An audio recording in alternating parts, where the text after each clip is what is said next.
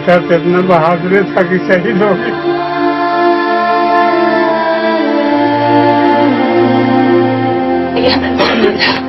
कल शाम को कि आपका विद्यार्थी शहीद हो गए हैं देश के लिए।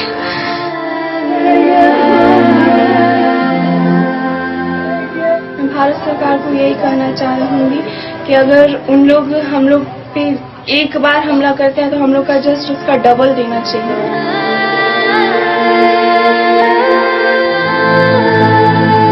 पाकिस्तान वालों को मारो और इसको गोली का लगा के उड़ा दो।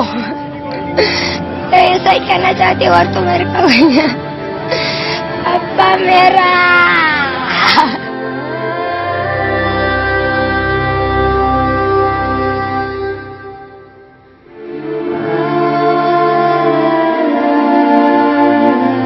गम है इस समय हम लोगों को, लेकिन फिर भी देश के लिए शहीद हुआ है, इस पर गौर हो रहा है।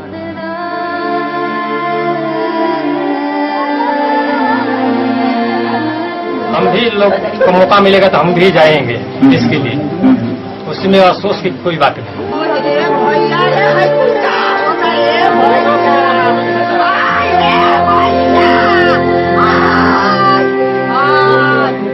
जो हमारे से गया है और देश के लिए काम आया है, वो उसने देश की रक्षा की है, देश को संवारा है। हम सब लोगों की दुआ उसके साथ है।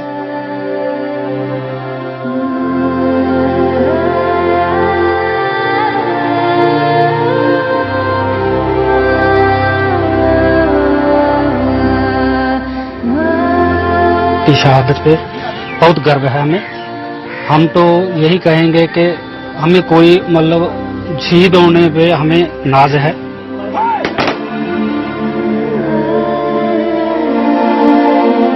एक हमारी बिरादरी का ये रविपाल, जो एक होनहार, एक बहुत ही डेडिकेटेड हवलदार के स्टेटस पे ये वहाँ काम कर रहे थे, तो इनकी शहादत पे हमें बहुत गर्व है।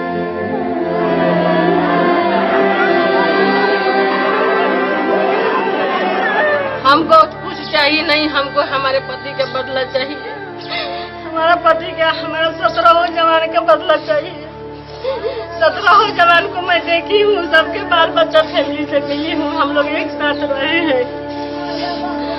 घुस के पाकिस्तान जब औरत क्रॉस कर सकता है तो हिंदुस्तान क्यों नहीं घुसता है?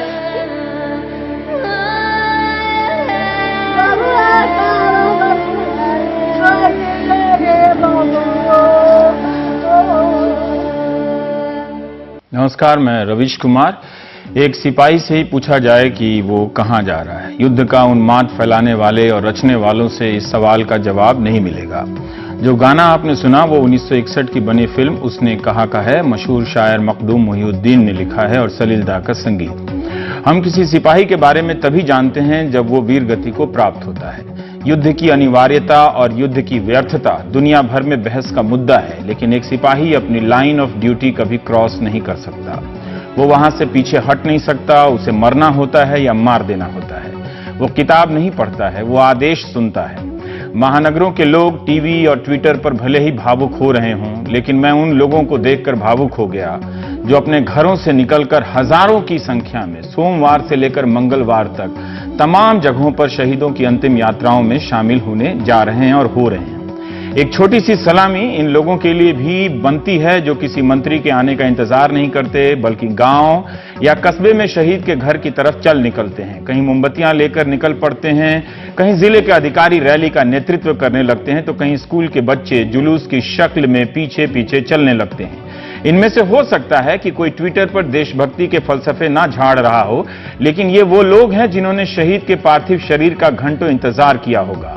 एक नौजवान जब सैनिक बनता है तो अकेला बनता है, लेकिन जब वो देश के लिए काम आ जाता है तो उसकी अंतिम यात्रा में वो लोग भी आ जाते हैं जो कभी उस सिपाही के बारे में जानते तक नहीं होंगे। हम कहां परवाह करते हैं कि हमारा सिपाही जनरल बोगी या दूसरे दर्जे में ठेल ठेल कर जगह पाता हुआ मामूली तनख्वाह लेकर घर लौटता है। कितना अच्छे हैं ना ये लोग जो अपने घर से निकले हैं किसी सिपाही को विदा करने, अलविदा कहने। अमेरिका के विदेश मंत्री जॉन केरी ने पाकिस्तान के प्रधानमंत्री नवाज शरीफ से कहा कि वे अपनी धरती को आतंकवादियों का ठिकाना ना बनने दें। कहने से क्या हो जाता है? क्या कैरी साहब ने पहली बार कोई ये बात कही होगी? खैर, अभी ये जानना बाकी है और जांच हो रही है कि उड़ी के बेस कैंप में यह हमला कैसे हो गया। लेकिन क्या हम ये नहीं जानना चाहेंगे कि हमारे सैनिक कहां से आते हैं, उनके गांव कैसे हैं, घर कैसे हैं? हर सैनिक का एक सपना होता है, अपने गांव का नाम रोशन करने का सपना। महानगर वाले इसे नहीं समझ पाएंगे। एक सैनिक अपने गांव को देश ही तो कहता है। हम चंद गांवों का नाम लेने जा रहे हैं ताकि आप जान सकें कि स्मार्ट सिटी के इस दौर में मोर्चे पर लड़ने वाला पहली पंक्ति का जवान कहां से आता है। शिबूचक, सारवा, बज्जा, मेरल, गुमला, नंदगांव, राजवा, घूरापल्ली, बोकनारी, गंगासागर, जाशी, जमुना बलिया, बलिया गाजीपुर, खंडागली, रक्तू टोला, जौनपुर, वानी। ये नाम है उनके गांवों के, टोलों के और कस्बों के। इनके घरों की तस्वीरों में आपको भारत का वो चेहरा दिखेगा जिसे महफूज रखने और बेहतर करने की उम्मीद लिए ये नौजवान इन गांवों से मोर्चे पर निकलते हैं।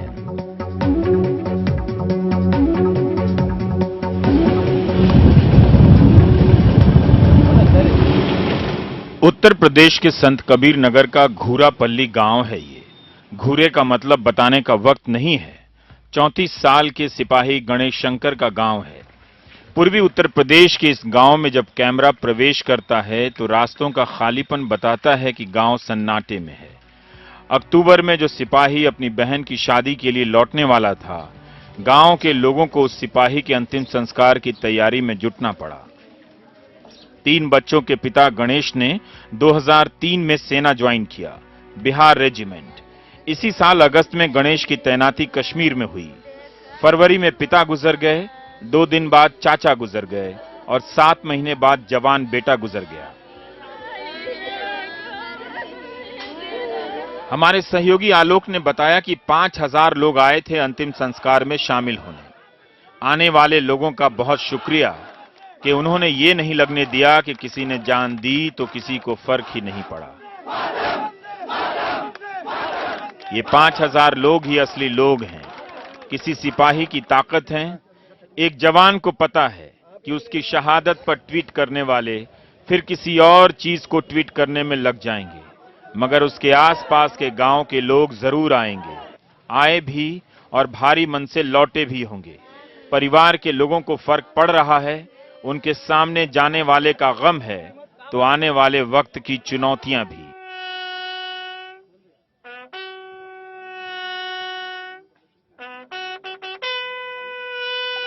मेरे भैया मेरे शादी के लिए ही आने वाले थे अक्टूबर में। उन्हीं से पूरा घर चल रहा था। मेरे भैया पूरे परिवार को देखते थे। एक मेरे बड़े भाई हैं, वो भी कुछ बेरोजगार हैं, उनको भी वही देखते थे, उनके बाल बच्चों को भी वही देखते थे।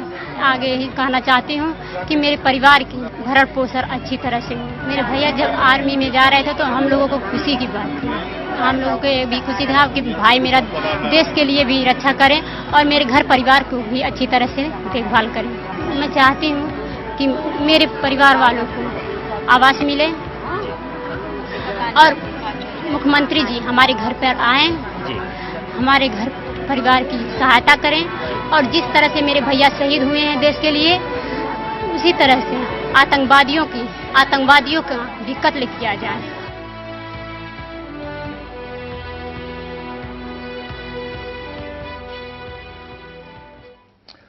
मंगलवार को भी राजधानी दिल्ली में बैठकों का सिलसिला चलता रहा, उच्च स्तरीय वाली बैठकें। खबर आ रही है कि मंगलवार को उड़ी में सेना ने 8 आतंकवादियों को मार गिराया है। सूत्रों के अनुसार 15 आतंकियों के समूह ने कश्मीर के लच्छीपुरा में घुसपैठ की कोशिश की, जिसे सेना ने नाकाम कर दिया।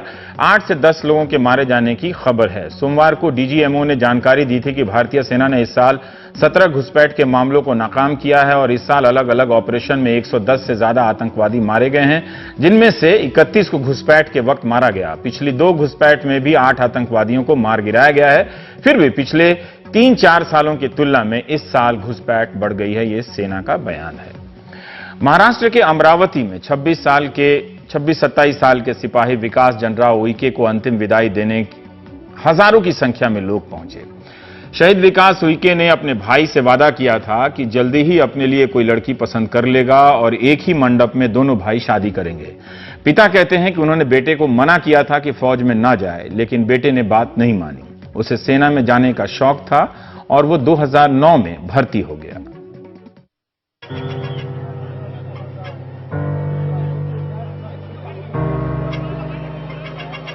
अपने लाल को एक आखिरी निगाह देखने के लिए अमरावती के नंदगांव में जनता सड़कों पर उतर आई।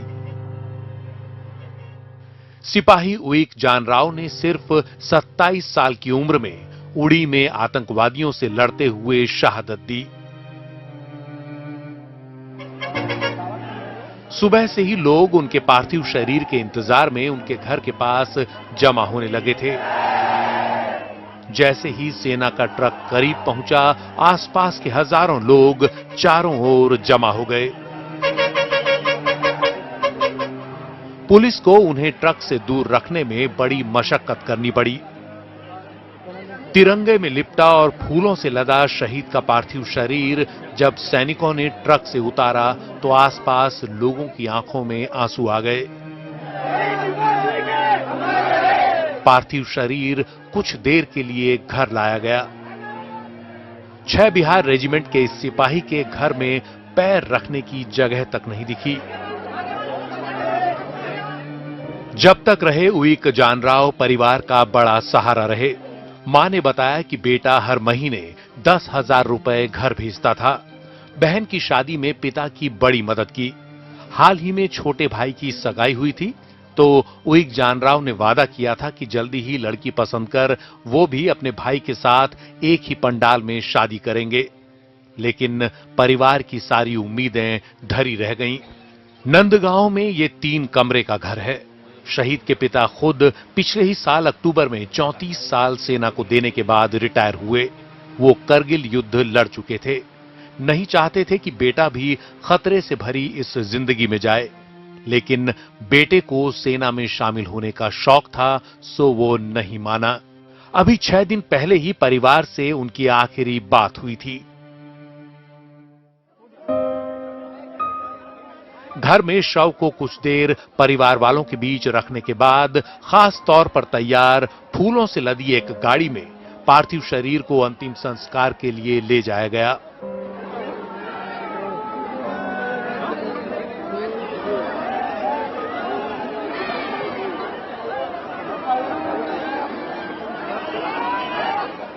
जैसे जैसे ये गाड़ी सड़कों पर आगे निकली, लोग तिरंगा लहराते और शहीद जिंदाबाद करते दिखे।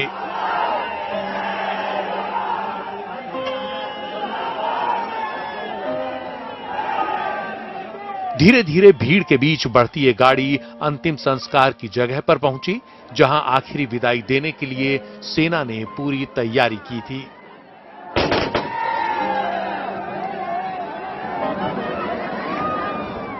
सेना की मातमी धुन सुन कोई अपने आंसू नहीं रोक पाया। सेना के सिपाहियों ने बंदूकें नीचे की, फिर शहीद के सम्मान में कुछ देर का मौन रखा। इसके बाद शहीद उईक जानराव का अंतिम संस्कार शुरू हुआ।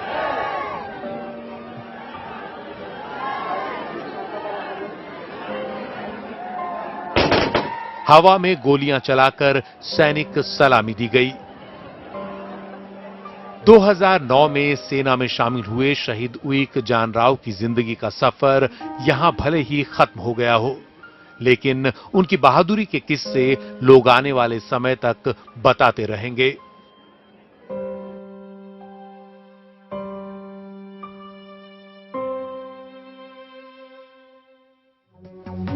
हवलदार एनएस रावत की शहादत का ख्याल उदयपुर के लोगों ने भी खूब किया। यहां से उन्हें राजसमंद के भीम ले जाया गया, जहां उनका अंतिम संस्कार हुआ।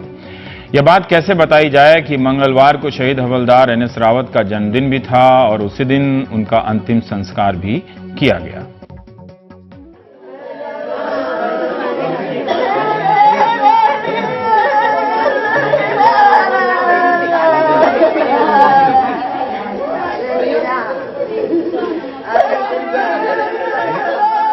राजस्थान के राजसमंद जिले का राजवा गांव, 6 बिहार रेजिमेंट के हवलदार नीम सिंह रावत के घर मातम का माहौल। रिटायरमेंट के लिए बस 10 महीने ही बचे थे कि उड़ी में हुए आतंकी हमले में नीम सिंह रावत शहीद हो गए।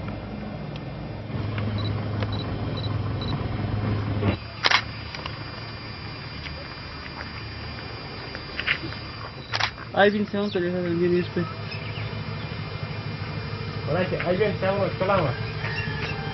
गांव को अपने इस वीर की शहादत की जानकारी सोमवार को पहले सोशल मीडिया से मिली, जिससे गांव का माहौल गमगीन हो गया। बाद में सेना ने परिवार को इस बारे में औपचारिक सूचना दी। मंगलवार को शहीद के पार्थिव शरीर के इंतजार में पूरा इलाका घर में उमड़ आया।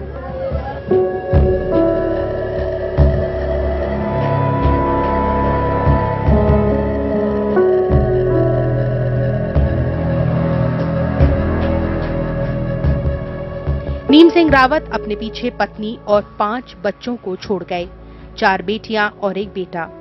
सबसे बड़ी बेटी 14 साल की है और सबसे छोटा बेटा 5 साल का। चारपाई पर बैठे बच्चे अपने पिता की याद में छत पर उनकी तस्वीर हाथों में लिए चारपाई पर बैठे थे। नीचे आंगन में घर की महिलाएं मातम में डूबी थीं।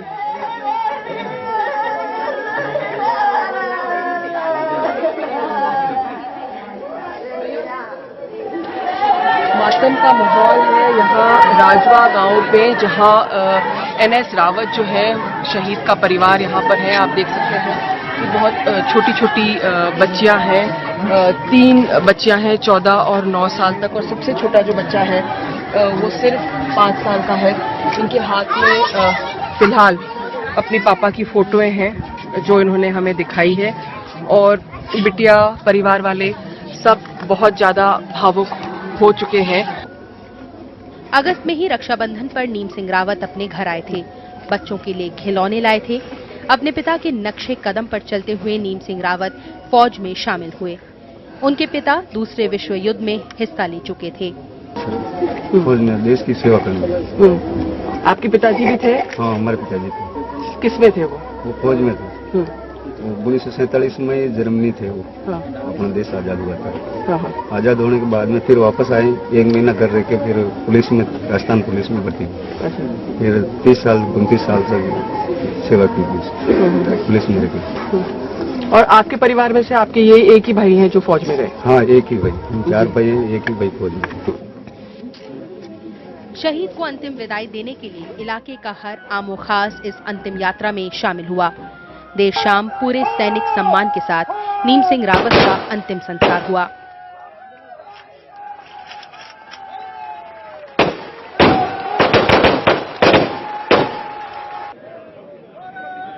ये भी क्या अजीब संयोग है कि जिस दिन अंतिम संस्कार होना है उसी दिन इस शहीद का जन्मदिन भी है। उड़ी हमले में शहीद सिपाही के विकास जनार्दन के शव को अंतिम संस्कार के लिए उनके पैतृक निवास स्थल यावतमल लाया गया, महाराष्ट्र। जनार्दन को अंतिम विदाई देने के लिए हजारों की संख्या में लोग पहुंचे और उनका पूरे सैनिक सम्मान के साथ अंतिम संस्कार किया गया। बहुत बड़ी संख्या में लोगों ने अंतिम विदाई दी है।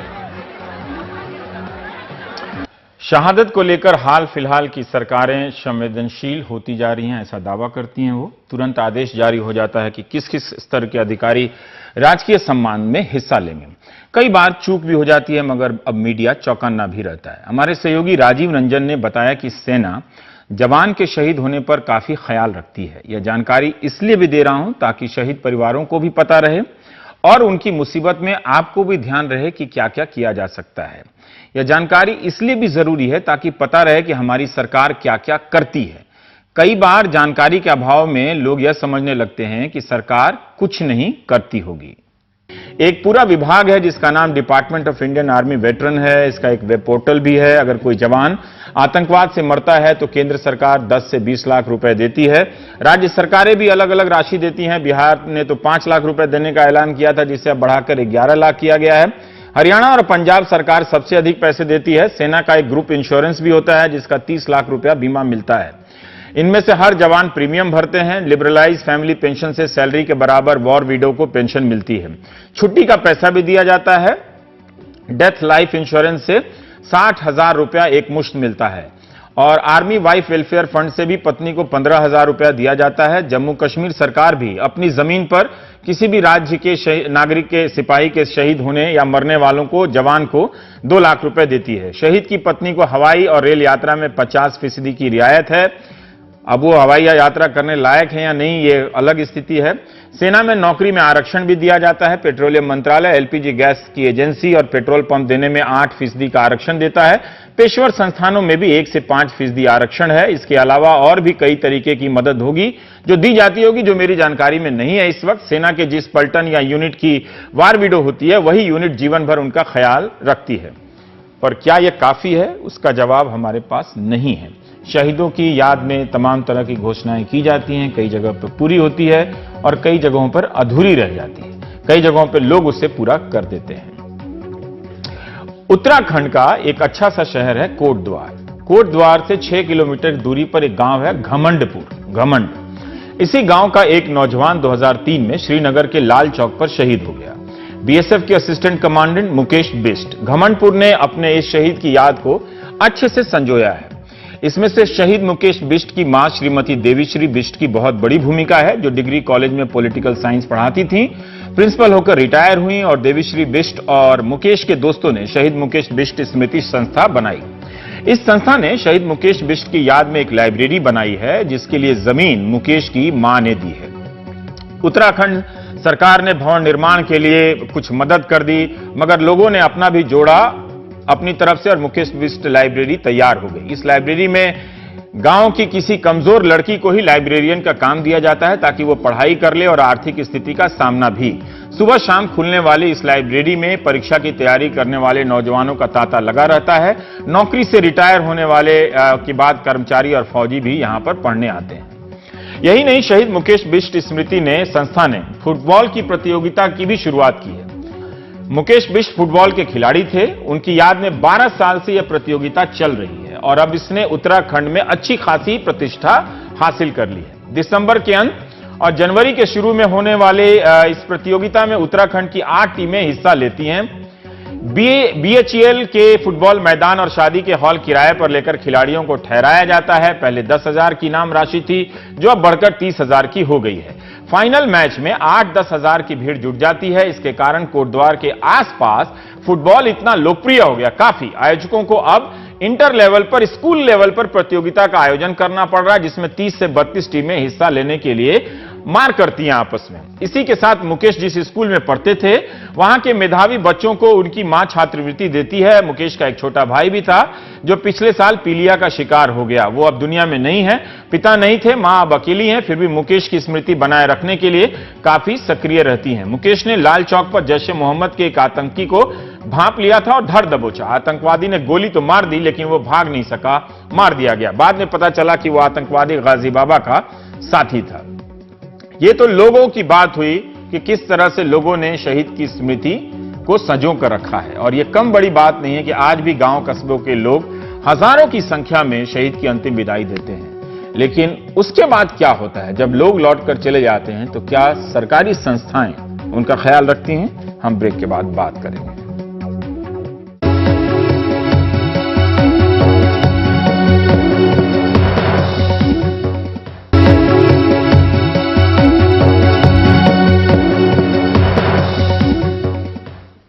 महाराष्ट्र के नासिक से 65 किलोमीटर दूर शहीद शंकर शिंदे का भयाले गांव है। इस गांव तक जाने के लिए अच्छी सड़क नहीं है, सड़क शायद नहीं है। इस गांव के 80 जवान सेना में हैं। तब ये हाल है। शंकर शिंदे की शहादत के 8 महीने बाद भी हालात में कुछ खास सुधार नहीं हुआ। ये उनके लिए भी जानकारी है जो ट्विटर पर शहीद करते रहते हैं। शंकर शिंदे जम्मू कश्मीर के कुपवाड़ा में शहीद हुए थे।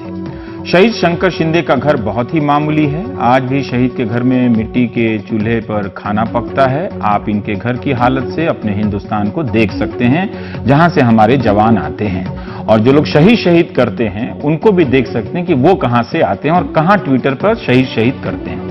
तो परिवार के लोगों की शिकायत है कि जो भी वादा किया गया, ज्यादातर पूरा नहीं किया गया है। घर भी देने का वादा था, नहीं मिला। यही नहीं, शंकर शिंदे की खेती की जमीन बांध बनाने के क्षेत्र में चली गई है। परिवार के लोग सरकार से अपील करते हैं कि सरकार खेती की दूसरी जमीन दे दे। शहीद शंकर शिंदे के पीछे उनकी एक बेटी है, बेटा है, पत्नी और 2 भाई हैं, मां और पिता भी हैं। शहीद शंकर शिंदे का परिवार मजदूरी करके गुजारा करता है। 8 महीने हो गए, अब तक तो शासकीय मदद ही कुछ नहीं मिली। और ये लोग आते घोषणा करके जाते, अब मैं ये दूंगा वो दूंगा, लेकिन कोई कुछ नहीं देती।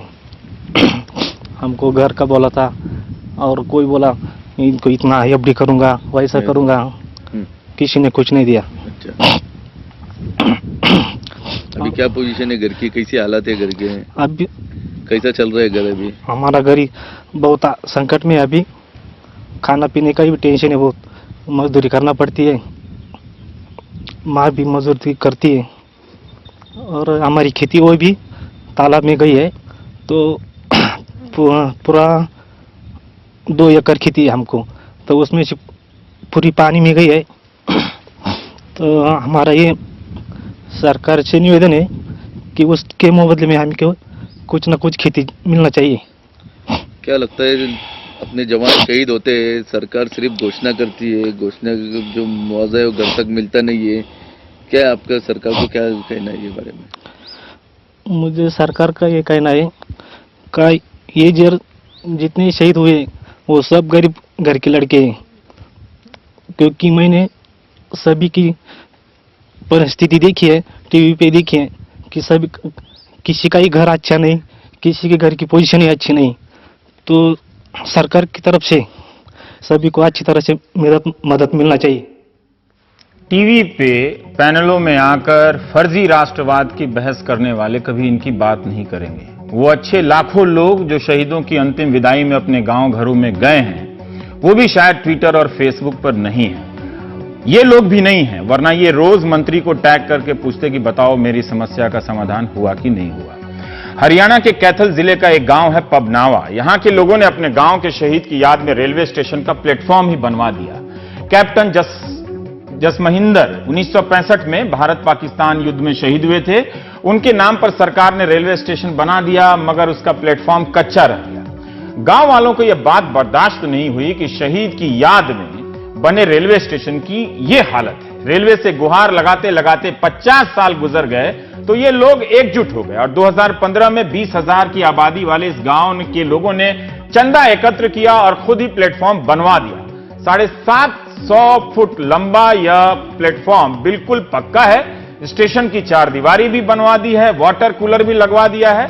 शहीद जसमहिंदर 1965 के भारत पाक युद्ध में शहीद हुए थे। 50 साल तक यह हालत है, लेकिन लोग अपने शहीद को नहीं भूले।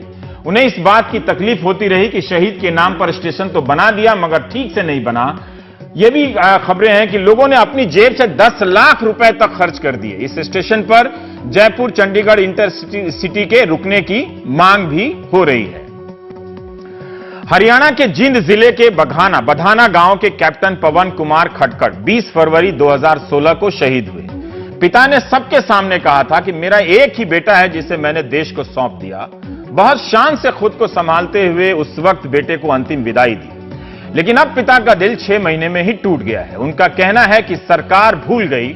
मैंने बहुत ही शालीन शब्द का इस्तेमाल किया। उनका तो यह कहना था कि कीड़े मकोड़े की तरह लोग हमें समझते हैं सरकार। शहीद पवन के पिता राजवीर सिंह और उनकी पत्नी सरकारी स्कूल में टीचर हैं। दोनों अलग अलग स्कूलों में पढ़ाते हैं, घर से दूर है। पिता ने कहा कि बेटे की मौत के बाद पत्नी बीमार रहने लगी तो अपने तबादले की गुजारिश की। इसके लिए मुख्यमंत्री से भी मिला, लेकिन आश्वासन ही रहा। 4 महीने हो गए मगर तबादला नहीं हुआ है। बेटे की याद में शैक्षणिक संस्थान खोलने के लिए गांव वालों ने, जो आम लोग हैं जो ट्विटर पर नहीं है, 100 एकड़ जमीन देने के लिए राजी हो गए, मगर सरकार ने कुछ नहीं किया। फेसबुक वालों ने भी कुछ नहीं किया। केंद्रीय मंत्री चौधरी वीरेंद्र सिंह कहते हैं कि सरकार जल्दी ही इस मामले में कुछ करेगी। 10 दिन पहले जिंद के रणवीर सिंह विश्वविद्यालय में कैप्टन पवन कुमार खटखड़ की प्रतिमा का अनावरण जब हुआ तब सेना के कई बड़े अधिकारी से लेकर मुख्यमंत्री के ओएसडी साहब आए थे। गांव के लोग भी शामिल हुए थे इसमें। बुलंदशहर के रौड़ा गांव के जवान विशाल चौधरी की शहादत के बाद से गांव वालों को इंतजार है कि कोई तो आएगा। विशाल चौधरी इसी जुलाई में जम्मू कश्मीर के कुपवाड़ा के नौगांव में गश्त के दौरान शहीद हुए। 29 जुलाई को विशाल चौधरी अपने और 3 जवानों के साथ एलओसी पर गश्त कर रहे थे तो 2 आतंकवादियों ने घुसपैठ की कोशिश की। दोनों तरफ से फायरिंग हुई और विशाल चौधरी शहीद हो गए, लेकिन उससे पहले उनकी टोली ने 4 आतंकवादियों को मार गिराया और एक को पकड़ भी लिया। हमारे सहयोगी मनीष जब विशाल चौधरी के परिवार से मिलने गए परिवार के सदस्यों ने उन्हें बताया कि 1 अगस्त को अंतिम संस्कार के वक्त एडीएम स्तर के अधिकारी पहुंचे थे। स्थानीय विधायक और सांसद भी आए थे, सेना के बड़े अधिकारी भी शामिल हुए, लेकिन उनके जाने के बाद सब भूल गए। अंतिम संस्कार के बाद जिलाधिकारी और वरिष्ठ पुलिस अधीक्षक घर आए थे, जो राज्य सरकार की तरफ से 20 लाख रुपए का चेक दे गए। मगर यह पैसा काफी नहीं है। विशाल चौधरी 2004 में 18वीं जाट राष्ट्रीय राइफल में भर्ती हुए। उनकी 3 बेटियां हैं जो एक ही साथ पैदा हुई थी। गांव के मकान की हालत खराब है। शहर में किराए के मकान में रहकर बच्चों की पढ़ाई की जा रही है। विशाल चौधरी की पत्नी का कहना है कि सेना से अभी तक पेंशन शुरू नहीं हुई है। लोग तो प्यार और सम्मान देकर लौट गए, लेकिन उसके बाद मुल्क की संस्थाओं ने कुछ वैसा नहीं किया। प्रशासन और शासन ने पल्ला झाड़ लिया। उम्मीद है सेना का भी ध्यान अपने शहीदों पर जाएगा और इनकी जरूरतें पूरी की जाएगी। मनीष ने शहीद विशाल चौधरी के भाई और उनकी पत्नी से बात की। मुझे बस 20 लाख का चेक मिला है और कुछ भी नहीं है सरकार से। मुझे बहुत उम्मीद थी कि मेरा पूरा साथ देंगे, लेकिन अभी तक कुछ भी नहीं है। मेरे 2 बेटी भी हैं, 1 बेटा भी है। मैं यहाँ किराए पर रह रही हूँ। मकान है मेरा, वो टूटा हुआ है गांव में। बच्चों की पढ़ाई है, क्या कर पाऊंगी? क्योंकि गवर्नमेंट से तो एक 20 लाख का हमें चेक मिला है। इसके अलावा ना केंद्र से ना कहीं से कोई हमें कोई हेल्प नहीं है और ना ही हमारे पास कोई उनका प्रतिनिधि मिलने आया है। तो बच्चों की पढ़ाई और लिखाई कैसे चल रही है? बच्चे पढ़ रहे हैं, बस अभी चल रहा है, लेकिन हमारे सामने आगे फ्यूचर के लिए बहुत बड़ी समस्या है कि हम बच्चों को किस तरीके से पढ़ाएंगे, उनकी परवरिश किस तरीके से करेंगे। हमारे गांव में तो इतने बच्चे हैं इसमें, और आप ऐसे ही करते रहे तो फिर यहाँ क्या क्या होगा? बच्चे तो क्या खाएंगे? बड़ी परेशानी है बालकों। 28-29 बालक हमारे गांव के फौज में हैं। 3 लड़के तो हमारे ही फौज में हैं, 2 भाई और हैं अभी इसके विशाल के। हेमराज की शहादत को अब 3 साल से ज्यादा वक्त हो चला है। जब भी पाकिस्तान के खिलाफ कड़ी कार्रवाई की बात होती है, हेमराज का जिक्र आ जाता है, क्योंकि इस घटना ने लोगों को हिलाकर रख दिया था। 2013 की घटना। हेमराज के गांव तमाम नेताओं का दौरा हुआ। उस वक्त तमाम तरह के वादे हुए। 1 सर के बदले ना जाने कितने सर की बात हुई। हमने सोचा कि जिस हेमराज की चर्चा बात बात में हो रही है, उनके गांव मथुरा के शेरनगर जाकर देखा जाए कि क्या हालत है। हमारे सहयोगी मुकुल वहां गए ताकि आपको यह पता होना चाहिए कि शहादत के भावुक मौके पर जो कहा जाता है, उन पर कितना अमल होता है। गांव के लोगों ने बताया कि एक सड़क बनाने का वादा किया गया, बनी भी मगर टूट गई। हमारे एक सिर गया तो वहाँ परे थे, उससे लाम में चाहिए कोई ऐसे मर्द थोड़ चले जाएंगे। चलो हमारा तो गयो, 2 से बच्चे ने छोड़ छोड़ के जा रहे हैं। उनके होते लाल तो जहाँ से उन्हें पता पड़ती है कि तो गरीब के जाएं। ये दर्द शहीद हेमराज की मां का है। आपको याद होगा वही शहीद हेमराज जो जनवरी 2013 में जब जम्मू कश्मीर के पुंछ सेक्टर में सीमा पर तैनात थे, तो भारतीय सीमा में घुसे पाकिस्तानी सेना के जवान उनका सिर काट कर ले गए थे। तब विपक्ष में रही बीजेपी नेता सुषमा स्वराज ने कहा था कि सरकार को ऐसी जवाबी कार्रवाई करनी चाहिए कि एक के बदले 10 सिर लाएं। लेकिन वो वादा तो दूर, लगता है केंद्र और राज्य की सरकारें इस शहीद को भी भूल गई हैं। शहीद हेमराज का गांव शेरनगर आज भी बुनियादी सुविधाओं के लिए तरस रहा है। वो भी तब जब राज्य के मुख्यमंत्री से लेकर सेना के आला अधिकारी तक इस गांव में आए और तमाम वादे करके गए। हमारे परिवार के लिए भैया बहुत काम गए। 2 बालकन की तो नौकरी बोल के गए हैं, पानी की टंकी की बोल के गए, बाउंड्री के हम पार्क की बाउंड्री करवा देंगे, हम एक रोड बना देंगे श्रीनगर से कोसी तक। यहाँ जन कितने धुआं दे दे के चले गए, यहाँ तो कुछ भय ही नहीं है भाई। एक रोड बनाया वो सब टूट गया और रोज बालकन ने मरवा रहे ना, तो 1 शीश के बट के 10 शीश लाएंगे, 20 शीश लाएंगे। अभी तो ये कोई शीश ना 17-18 तो फिर मरवा दिए कहीं ने, रोज मरवा रहे हैं। अभी तो शीश तो काऊ को मिलो ना है। गांव में हेमराज के नाम पर अगर कुछ बना है तो एक ऊंचे चबूतरे पर बस ये एक मूर्ति। हेमराज की मां का कहना है कि ये मूर्ति भी गांव वालों ने अपने पैसे से बनवाई। निताई को कह गया या कर दिए तुम जो कर दिए, कुछ भी ना मिलो, ना कोई नौकरी कह गए और बाकी स्कूल कह के गए, पार्क की कह के गए। इतना ना कि सिर के छाया के नीचे कोई आदमी बैठ जाओ, मतलब तार कसी है जो हमने अपने आप करवाए, वो तार दुनिया तोड़ रही है उनने, जो कुछ भी ना भया वहां में। जो मूर्ति हमने धरवाई अपने पैसा धरवाई, वही मूर्ति धरी हुई है और ना भय कुछ भी हमें। 1 नवंबर 2013 को खुद यूपी के मुख्यमंत्री अखिलेश यादव ने जनेश्वर मिश्र ग्राम योजना के तहत इस गांव की तस्वीर बदलने का वादा किया, लेकिन हेमराज के दोनों छोटे भाइयों को वादे के मुताबिक नौकरी आज तक नहीं मिली। गांव में पानी की टंकी आज तक नहीं बनी। करीब के इलाके कोसी तक रोड आज तक नहीं बनी। गांव के करीब तक शहीद हेमराज के नाम पर जो एक रोड बनी भी, वो भी कच्ची निकली। हम तो परिश्रमी जीवी है, परिश्रम करके खा सकें, बुद्धिजीवी है ना।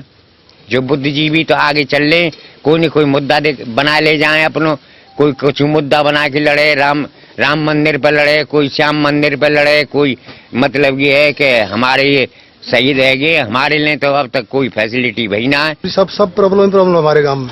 अखिलेश जी यहाँ आए, राजनाथ जी यहाँ आए, सुषमा स्वराज जी यहाँ आई, नितिन गडकरी जी यहाँ आए, उन्होंने बड़े बड़े वादे किए, 1 सिर गया हम 10 सिर लाएंगे, ना तो आज तक कोई सिर आया।